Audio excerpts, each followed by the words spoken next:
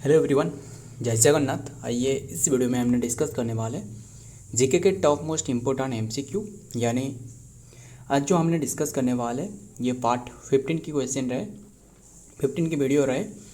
आज बहुत ही important question रहे। आइए जो इंडियन कॉन्स्टिट्यूशन रहे इसके बारे में एंड काफ़ी इंपॉर्टेंट क्वेश्चन रहे, इसके बारे में हमने डिस्कस करते हैं। देखते हैं क्या क्वेश्चन रहे, एक एक करके सारे के सारे कवर अप करेंगे।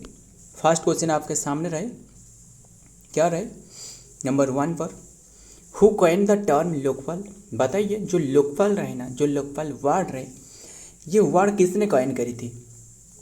Who coin the term Lokpal, जो लोकपाल वर्ड है ना, ये जो कॉइन करी थी किसने? ये है मिस्टर एल.एम. सांघवी, यानी option D is the right answer, mister L M. Sanghvi. Clear इतनी सी बात, इन्होंने कॉइन करी थी। कौन सी ईयर की बात करें तो वो है 1963 की बात है, जबकि इन्होंने ये वर्ड कॉइन करी थी लोकपाल की। ध्यान में रखिएगा एंड देखते हैं क्या रहा है डिटेल में। द टर्म जो लोकपाल रहे was coined by doctor L M. Singhvi के द्वारा ये कॉइन करवाया गया था। ध्यान में रखिएगा, सांघवी इन 1963 में ही propose the term to the refer to an anti corruption, जो anti corruption ombudsman and then the institution at the national level of the India, and then the concept of a lokpal, जो concept of lokpal रहे was later further by the first administrative reform and then commission in 1966 में ये commission हुए and which recommended the establishment of the lokpal and then the centre में होती है लोकपाल और जो लोकायुक्त होती है वो स्टेट लेवल में। पता ही होगा आपको इसके बारे में, ध्यान में रखिएगा। तो आगे देखते हैं क्या रहा है। देखते हैं नंबर 2 में क्या रहा है। Fundamental right have been described in which part of the Indian constitution, जो which part of the constitution, जो कॉन्स्टिट्यूशन है, जो फंडामेंटल राइट के बारे में जो मेंशन रहे, कौन सी पार्ट में मेंशन रहे? तीसरी पार्ट में, यानी option C is the right answer. Part 3 में ये मेंशन रहे जो फंडामेंटल राइट के बारे में। ध्यान में रखिएगा, fundamental right and fundamental right बताइए कौन सी कंट्री से फॉरवर्ड करवाया गया है? वो है यूएस से फंडामेंटल राइट। एंड बात करें फंडामेंटल राइट फॉरवर्ड करवाया गया है एंड बट आपको पूछे तो फंडामेंटल ड्यूटी पूछे तो जो फंडामेंटल ड्यूटी रहे ये फॉरवर्ड करवाया गया है रशिया से। ध्यान में रखिएगा, यूएसएसआर से, जो कि हालांकि यूएसएसआर जो कि टूटने के बाद ये 15 कंट्री से अलग अलग हिस्सों में ये डिवाइडेड हो गया। पता ही होगा इसके बारे में सारे के सारे। एंड ये पार्ट जो कि तीसरी पार्ट है, ध्यान में रखिएगा। एंड कौन से आर्टिकल में मेंशन रहे? आर्टिकल के बारे में बात करें तो वो है आर्टिकल 12 to 35 के बीच में मेंशन रहे। क्लियर इतनी सी बात, क्या सारे के सारे डिस्कस कर ले? तो देखते हैं, पहले डिटेल देख लेते हैं एंड देन डिस्कस करेंगे एक एक करके। वो भी क्वेश्चन में रहे फंडामेंटल राइट आर डिस्क्राइब्ड, जो कि पार्ट तीसरी पार्ट में, and then of the Indian constitution specifically, जो कि फ्रॉम आर्टिकल 12 to 35 में ये मेंशन रहे। This right are the consider, जो कि consider the essential for the individual all around, जो कि all around development, and then the are categorise into 6 section and part तीसरी में ये रहे। ध्यान में रखना, is often refer to as the Magna Carta of the India. इसे क्या कहा जाता है? माग्ना कार्टा ऑफ इंडिया कहा जाता है। बहुत ही इंपॉर्टेंट है, ध्यान में रखिएगा। माग्ना कार्टा ऑफ इंडिया, ये भी क्वेश्चन पूछा जाता है कि माग्ना कार्टा ऑफ इंडिया किसे कहा जाता है? पार्ट 3। क्लियर इतनी सी बात।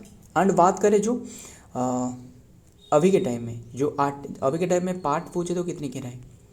पार्ट टोटल 25 रहे, बट हमने बात करें इनिशियली तो वो 22 पार्ट था, बट अभी के टाइम में 25 रहे। एंड अभी के टाइम में जो शेड्यूल रहे, जो शेड्यूल बात करें वो है 12 शेड्यूल, बट इनिशियली पूछे तो वो 8 था। पता ही होगा आपको इसके बारे में।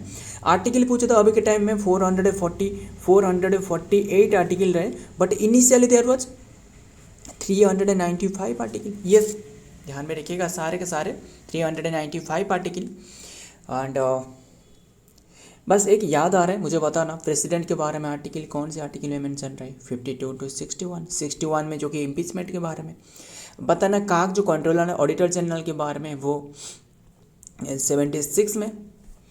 ध्यान में रखिएगा। क्या रहे 76 में काग रहे नहीं है, काग पूछे तो 148 में 76 में क्या रहे जो अटॉर्नी जनरल, ये 76 में अटॉर्नी जनरल। कैसे हमने बस याद ऐसे रखी कि बस हमने इसे 7 लिख ली, ये 7 बस इसे और थोड़ा सा निकल लेना, ये ए हो गया। 6 आपको कैसे दिख रहा है, 6 मतलब है जी अटॉर्नी जनरल, ख़त्म। एंड 148 पूछे तो वो है कंट्रोलर एंड ऑडिटर जनरल। ध्यान में रखिएगा देयर शेल बी ये कंट्रोलर एंड ऑडिटर जनरल 148 में रहे, बट इनके जो कार्यकाल रहे वो मतलब कौन से कार्य रहे वो सारे के सारे बात है 149 में मेंशन रहे। क्लियर इतनी सी बात। फिर काफ़ी बातें रहे बात करने के लिए, बट बस रहने देते हैं। And then uniform civil code पूछे तो 44 में रहे यूनिफॉर्म सिविल कोड। 214 में क्या रहे जो कि एक स्टेट में जो कि हाई कोर्ट होना चाहिए, 214 में रहे।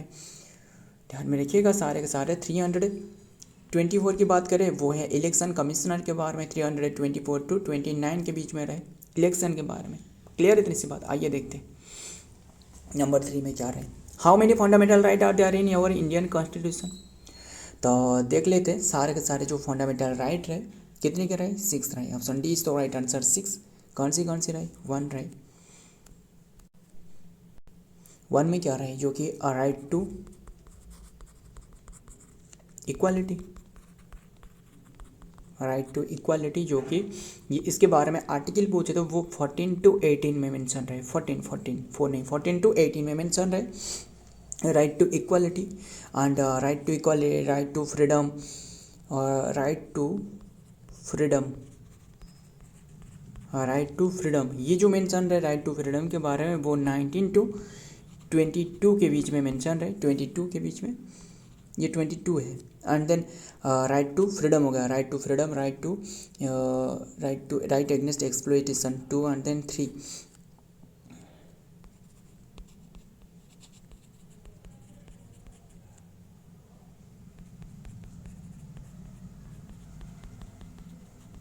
राइट एगेंस्ट एक्सप्लॉइटेशन की कौन से आर्टिकल में मेंशन रहे, ये 23 to 24 के बीच में रहे। एंड देन 4 की बात करें वो है right to freedom of religion,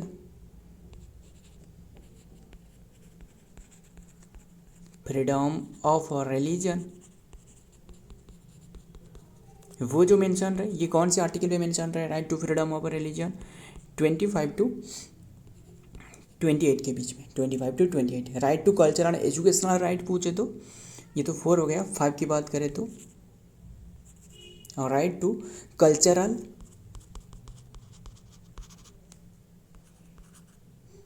educational जो राइट रहे वो जो मेंशन रहे ये है 25 से लेकर 28 के बीच में, 28 के बीच में। एंड देन 4 हो गए, 4 राइट टू 28 कैसे, हमने तो यहाँ तो 28 डिस्कस करी ना, ये 29 से लेकर 29 to 30 के बीच में। और right to cultural educational right जो रहा है 29 to 30। एंड देन लास्ट वाला जो राइट टू कॉन्स्टिट्यूशनल रेमेडीज, देखिए 31 पूछे तो वो एलिमिनेट करवाया गया है। राइट टू जो प्रॉपर्टी था, पता ही होगा आपको इसके बारे में, राइट टू प्रॉपर्टी वो हटाया जा चुकी है। और जो 6 वाला रहे कौन रहे, राइट टू कॉन्स्टिट्यूशनल रेमेडीज जो कि 32 to 35 के बीच में, यानी 32 में जो रहे राइट टू कॉन्स्टिट्यूशनल रेमेडीज, जिससे heart and soul of the Indian constitution कहा जाता है। किसने कहा था, B.R. अम्बेडकर ने। सारे के सारे ध्यान में रखिएगा जो भी बताया गया है। द इंडियन कॉन्स्टिट्यूशन जो कि guarantees the 6 fundamental right to the Indian citizens. फिर बताइए सिटीजनशिप एक्ट जो रहे ना, सिटीजनशिप आर्टिकल कौन सी किसमें मेंशन रहे, 5 to 9 के बीच में रहे, यस। एंड देन द 6 जो कि fundamental right to the Indian citizens, and then this right are enshrine the part जो कि तीसरे में रहे और the Indian constitution specifically from article 12 to 35 में। क्लियर इतनी सी बात। आइए देखते हैं next. Right to property was remove on which act, कौन से एक्ट के तहत जो कि राइट टू प्रॉपर्टी जो था वो हटाया जा चुकी है। राइट टू प्रॉपर्टी आपको बताया 31 में था, वो हटाया जा चुकी है 1978 एक्ट के तहत। Option A is the right answer, 1978 act के तहत। एंड ये जो अभी के टाइम में इंक्लूड करवाया गया राइट टू प्रॉपर्टी, ये अभी के टाइम में लीगल राइट करवाया गया है, लीगल राइट करवाई जा चुकी है, ध्यान में रखिएगा। एंड अगर आपको कभी पूछा जाए कि जो guardian of the fundamental right की पूछे तो जो फंडामेंटल राइट रहे ना, फंडामेंटल राइट कौन सी कंट्री से लाया गया है, वो है यूएस से। इसकी गार्डियन पूछे तो वो है जुडिशियरी। क्लियर इतनी सी बात। आइए देखते हैं फिर द कॉन्स्टिट्यूशन जो कि 44th अमेंडमेंट, जो 44th वाला अमेंडमेंट रहे, 44th वाला अमेंडमेंट एंड 42nd वाला अमेंडमेंट पूछे तो इसे मिनी कॉन्स्टिट्यूशन कहा जाता है। इंदिरा गांधी के समय में ये इंप्लीमेंट करवाया गया था अमेंडमेंट, जो कि एक्ट 1978 के तहत remove the right to property as the fundamental right in India. It was change to the constitutional right under the article 300A के तहत। दिस अमेंडमेंट रिलेटेड आर्टिकल जो कि 1901 जो कि ए पे एंड 31 जो कि हटाया जा चुकी है, 31 from the constitution which previously जो कि guarantee the right to the property. Clear इतनी सी बात। आइए देखते हैं next number 5, which committee is recommended to, which committee कौन सी कमिटी रही जो कि रिकमेंडेड करी है to inserted fundamental duty in the Indian constitution. Fundamental duty insert करने के लिए फंडामेंटल ड्यूटी पूछे तो वो यूएसएसआर या फिर रशिया भी कह लो, रशिया से लाया गया है। बट ये कौन सी कमेटी वो रिकमेंड करी थी, वो था सोरेन सिंह कमेटी। स्वराज सिंह तो नहीं है, ये सोरेन सिंह कमेटी, ध्यान में रखिएगा, ऑप्शन सी हो सकता है बट स्वराज सिंह नहीं है। एंड यंग हिल्टन कमेटी से क्या आपको याद है, आरबीआई की स्थापना, रिजर्व बैंक ऑफ इंडिया, जिसका चेयरमैन अभी के टाइम में संजय मल्होत्रा रहे, 26 नंबर की। आज शायद हमने डिस्कस करी थी इसके बारे में। हेडक्वार्टर पूछे तो जो कि मुंबई में रहे हेडक्वार्टर। एंड इसके स्थापना पूछे तो 1935 में करवाया गया था। काफ़ी बातें रहे बताने के लिए बस। इसके नेशनलाइजेशन पूछे तो वो नेशनलाइजेशन जो कि 1949 में नेशनलाइजेशन। क्लियर इतनी सी बात। 1 अप्रैल में जो कि इसका स्थापना, 1 अप्रैल 1935 में स्थापना, नेशनलाइजेशन 1949। एंड ये जो रहे यंग हिल्टन कमेटी के रिकमेंडेशन से बनाया गया था आरबीआई की। क्लियर इतनी सी बात। आइए देखते हैं फिर, बस सारे के सारे ध्यान में रखना है। ये सोरेन सिंह कमेटी बात करें, जो सोरेन सिंह कमेटी जो कि was the committee recommended to insert the fundamental duty insert करने के लिए in the Indian constitution. This recommended जो कि फंडामेंटल ड्यूटी पूछे तो अभी के टाइम में 11 रहे। Committee was establish by the जो कि कांग्रेस के द्वारा पार्टी इन द 1976 में to specifically examine the need to the जो कि feasibility of the including the fundamental duty. The committee's recommendation lead to the addition of the fundamental duty through 42 article. जो 42nd वाला जो constitutional amendment रहे, अभी के time में तो 106 अमेंडमेंट रहे टोटल अमेंडमेंट जो कि 1976 में initially 10 duties were include, initially जो कि 10 ड्यूटी इंक्लूड करवाया गया था, but later amendment added to the eventual जो कि 11th नंबर की ड्यूटी ऐड करवाई जा चुकी है। क्लियर इतनी सी बात। तो आइए देखते हैं नंबर 6, द गांधीयन प्रिंसिपल, बहुत इंपॉर्टेंट है। जो गांधीयन प्रिंसिपल रहे ये इंक्लूड करवाया गया विन एन्यूमरेटेड इन दी, ये एन्यूमरेटेड हुए जो कि फंडामेंटल डीपीएसपी में, यानी directive principle of state policy कौन सी कंट्री से लाया गया है, वो है इरिस कॉन्स्टिट्यूशन से। ध्यान में रखिएगा। एंड इरिस ने जो कि कौन सी कंट्री से लाया है, वो है स्पेन से। हमें ये बात याद रखने की जरूरत नहीं है, बट ये सबसे इंपॉर्टेंट है। इरिस कॉन्स्टिट्यूशन हमने लाया है और इरिस ने जो लाया है वो स्पेन से। क्लियर इतनी सी बात। डीपीएसपी की बात करें, directive principle of state policy. Clear इतनी सी बात, एकदम क्लियर। कौन सी पार्ट में रहे, IB में रहे। क्लियर इतनी सी बात। आइए देखते हैं फिर। Gandhian principles are primarily enumerated within the directive principle of state policy DPSP in the Indian Constitution, specifically Article 40, 43, 43B, 46, 47 and then 48 में रहे। These article reflect the Mahatma Gandhi जो कि vision for the just and then the equitability society जो कि focusing on the aspect like the village panchayat and then organization cottage industry and then promotion of the protection of weaker section को protection करना, ये सारे के सारे DPSP में mention रहे। क्लियर इतनी सी बात। आइए देखते हैं number 7, doctor BR Ambedkar describe which article as the heart and soul of the constitution. अभी बताया था 32 जो रहे, option C is the right answer. इसे heart and soul of the Indian constitution इन्होंने बताया था। क्लियर। राइट टू रिमेडीज, ये क्या है, राइट टू रिमेडीज, ध्यान में रखिएगा सारे के सारे। तो देखते हैं डॉक्टर जो BR Ambedkar describe article 42 as the Indian constitution heart and soul of the Indian constitution. Clear. Next देखते हैं नंबर 8 मॉडर्न मन्यू किसे कहा जाता है? B R Ambedkar. Which article was ban जो कि employment of childrens below age 14। जो बिलो एज 14 रहे इन्हें अगर काम कर रहे हो आप तो आपके लिए मतलब कानूनी तौर पर आपके एगेंस्ट में जो कि कार्रवाई करवाया जा सकता है। ध्यान में रखिएगा, जो कि बिलो 14 एज रहे। ये जो एम्प्लॉयमेंट बैन करवाया गया है ये कौन से आर्टिकल के तहत? ये है 42 वाला आर्टिकल। आपको पता ही होगा ना, जो अभी हमने डिस्कस किया, right against exploitation. Right against exploitation जो हमने डिस्कस करी, जो 23 टू 24 के बीच में रहे। इसमें जो कि राइट एगेंस्ट एक्सप्लॉयटेशन इसके बात करती है। क्लियर इतनी सी बात? एंड ध्यान में रखिएगा 24 में ये मेंशन रहे। तो आइए देखते हैं। Article 24 of the Indian constitution prohibit the employment of the Indian जो चिल्ड्रन रहे, एम्प्लॉयमेंट जो कि चिल्ड्रन बिलो एज 14 के लिए प्रोहिबिट करती है। And then factory and then mine में जो काम कर रहे हैं इसके लिए प्रोहिबिशन रहे। ध्यान में रखिएगा। अदर जो कि hazardous employment and this article is fundamental right aimed at protecting the children from the exploitation and then ensuring the their wellbeing, clear, wellbeing के लिए। नेक्स्ट नंबर 6 देखते हैं। Right to property is under which of the following? Right to property जो रहा है अभी के time में लीगल राइट करवाया गया है। जो राइट था ये हटाया जा चुकी है। अभी के टाइम में ये लीगल राइट पर इंक्लूड रहे। क्लियर है इस बात? ध्यान में रखिएगा। तो देखते हैं क्या बातें रहे, जो कि ये अंडर आर्टिकल 300A के तहत रहे ऑफ द इंडियन कॉन्स्टिट्यूशन में। तो आइए देखते हैं next. Abolition of untouchability is under which article? Abolition of untouchability ये रहे आर्टिकल 17 में। Option A is the right answer 17 में। क्लियर इतनी सी बात? Abolition of untouchability. And abolition of title पूछे तो ये है 18 में एबोलिशन ऑफ टाइटल। क्लियर इतनी सी बात?